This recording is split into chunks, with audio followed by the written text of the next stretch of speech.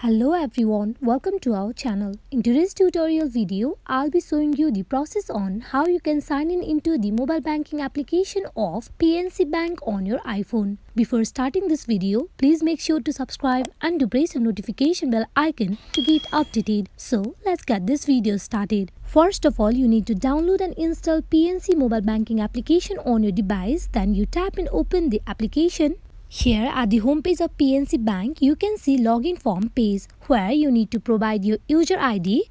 Then you go in for providing your password. After you provide both the details, you need to simply click on sign in where you will get directly logged in into your mobile banking application of PNC Bank. Just in case if you forgot the password of your mobile banking application or PNC Bank, you need to tap in the option given, that is reset password, and go in for further instruction that has been provided. Then you will be able to recover your password as well. Hope this video is fruitful for you all on how you can get logged in into the mobile banking application of PNC Bank on iPhone. Thank you.